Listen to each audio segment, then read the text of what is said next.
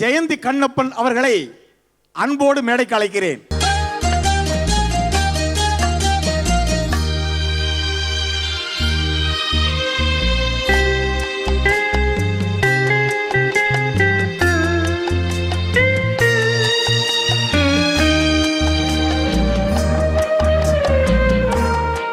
ஜெயந்தி கண்ணப்பன் அவர்கள் வாழ்த்துரை. அனைவருக்கும் என்னுடைய இனிய மாலை வணக்கம். ஏஎல் ஸ்ரீனிவாசன் அவர்களின் மருமகள் ஜெயந்தி கண்ணப்பன். உங்களுக்கு தெரியும், எங்களுடைய கம்பெனி ஏஎல்எஸ் ப்ரொடக்ஷன் 1950 ஆரம்பிக்கப்பட்டது. ஏஎல்எஸ் யாருன்னு தெரியும், கவியரசு கண்ணதாசன் அவர்களின் மூத்த சகோதரர். அந்த அமுத கானத்தில் 1950 நாங்கள் எடுத்த படங்கள் பணம், முதல் திரைப்படம் பணம். அந்த திரைப்படத்திலிருந்து எங்கள் ஒரு 60-70 பட பாடல்கள் அத்தனையும் திருப்பி திருப்பி ஒளிபரப்பிட்டே இருப்பாங்க. அதுவும் ரொம்ப ஆதவன் அவர்கள் இந்த திரைப்படத்தை பற்றி நிறைய விஷயங்கள் தெரிஞ்சு அந்த குறிப்பெல்லாம் சொல்லி என்னுடைய மாமனாரை பற்றியும், என்னுடைய சின்ன மாமனார் கவியரசு கண்ணதாசன் பற்றியும், என்னுடைய மைத்துனர் பஞ்சோருணாச்சலம் அவர்களை பற்றியும், என்னுடைய கணவர் ஏஎல்எஸ் கண்ணப்பன் பற்றியும், அதாவது எல்லாரும் இங்கே வந்தவங்க எல்லாரும் திரைப்பட கவிஞர்களை பற்றியும் இசையமைப்பாளர்களையும் பற்றி பேசினாங்க. ஆனால் திரைப்பட தயாரிப்பாளர்களை பற்றி யாரும் குறிப்பிடலை. நான் இங்கே ஒரு திரைப்பட தயாரிப்பாளர் என்ற முறையில் இங்கே நான் பேசுகிறேன். திரைப்பட தயாரிப்பாளர்கள் எல்லாம் இவங்கெல்லாம் யாருமே கிடையாது. 1950 எங்கள் படத்தில் இசையமைக்காத இசையமைப்பாளர்களே கிடையாது. கந்தன் கருணை கூட இவங்க மென்ஷன் பண்ணாங்க. கந்தன் கருணைக்கு KV மகாதேவன் அவர்கள் முதல் முறையாக தென்னிந்தியாவிலிருந்து முதல் best music director national award வாங்கினவர். ஐயா கூட பிறைச்சூடன் அவர் ஐயா இருந்தாங்க. அது ரொம்ப இன்ட்ரெஸ்டிங் ஈவெண்ட். அவருக்கு முதல்ல நாங்கள் இன்ட்ரடக்ஷன் கொடுத்தது கந்தன் கருணையில்.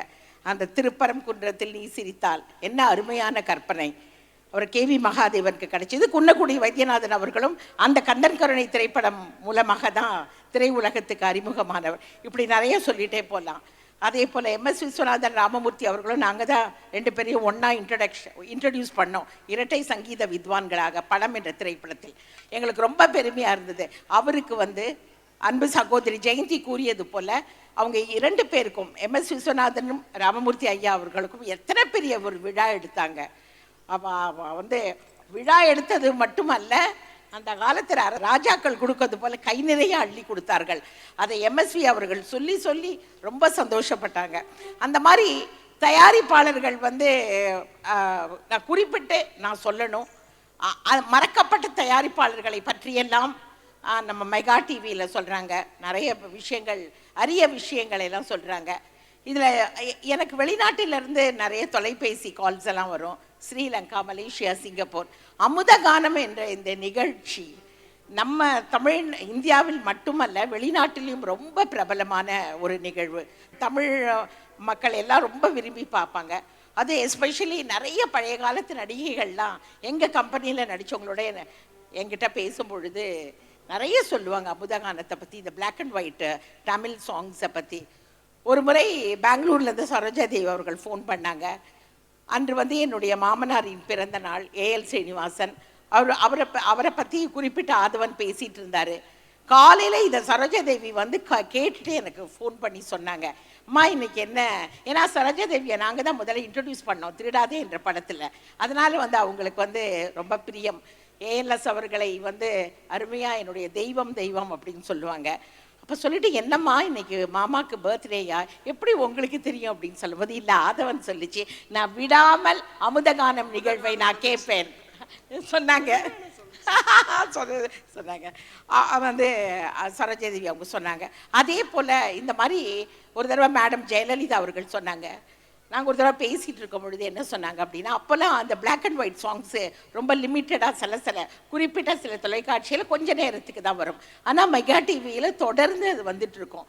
அப்போ என்கிட்ட நான், சச்சுமா, லதா அவங்கெல்லாம் நிறைய பேர் ஒரு மீட் பண்ணும்போது சொன்னாங்க, நான் ரிமோட் கண்ட்ரோலில் வச்சு இரவு நேரத்தில் நான் அதை தேடி பிடிச்ச அமுத கானத்தை நான் ரெக்கார்ட் பண்ணி எனக்கு வைப்பாங்க, நான் கேட்பேன் அப்படின்னு சொன்னாங்க. அது போல் இந்த நிகழ்ச்சிக்காக ஒரு பெரிய கூட்டமே இருக்கு. அதில் அந்த தொகுத்து வழங்குறதாகட்டும், அதாவது எல்லா ஃபீமேல் காம்பியர்ஸ் தான் ரொம்ப டிமாண்டு, ஆனால் ஆதவன் அவர்கள் வந்து ஆல்வேஸ் இன் டிமாண்டு. எப்பா யாருமே இது ரெக்கார்ட் பிரேக்கு. அதாவது இவங்க 2 பேரும் இவங்க எல்லாம் ஒன்றா படித்தவங்க, அந்த நட்புக்கும் மரியாதை கொடுத்து ஜெயந்தி அவர்கள் வந்து ஆதவனை வந்து தொடர்ந்து அந்த ப்ரோக்ராம் பண்ண சொல்கிறாங்க. அதனால் இந்த அமுதகானத்துக்குள்ளே நிறைய விஷயங்கள் இருக்குது. ஆனால் வந்து நானும் தொடர்ந்து பார்ப்பேன். நிறைய பேர் என்ன கமெண்ட் சொல்கிறாங்க அப்படின்னு சொல்லிட்டு கேட்டு நான் ரொம்ப சந்தோஷப்படுவேன். தயாரிப்பாளர்கள் சார்பில் நான் வந்து தங்க அண்ணனையும் ஜெயந்தியும் அவர்களை நான் பாராட்டுறேன். இதுக்காக டைம் ஒதுக்கி நீங்கள் வந்துட்டு தொடர்ந்து இந்த நிகழ்ச்சி நடத்திட்டு இருக்கீங்க. லக்ஷ்மண் சுருதி அவர்களையும் விட்டுறக்கூடாது. ரொம்ப அருமையாக அவங்க வந்து அவரோட நிகழ்ச்சி அப்படின்னாலே தெரியும், அரங்கமே நிரம்பி வழியும். அவருக்குன்னு ஒரு கூட்டம் இருக்கு. எந்த ஒரு காரியத்தை செஞ்சாலும் அவங்க ரொம்ப நல்லா செய்வாங்க. அதே போல் வந்து இந்த நிகழ்ச்சி தொடர்ந்து நடந்துக்கிட்டு இருக்கணும். கண்டிப்பாக இதுக்கு வரவேற்பு இருக்கும். கருப்பு வெள்ளை படங்கள் என்றும் அழியாது. நிறைய விஷயங்கள் இருக்குது. கவியரசு கண்ணதாசனின் புகழ், ஏஎல் ஸ்ரீனிவாசனின் புகழ், பஞ்சோரணாச்சல் புகழ் என்றும் நிலைத்து இருக்கும்.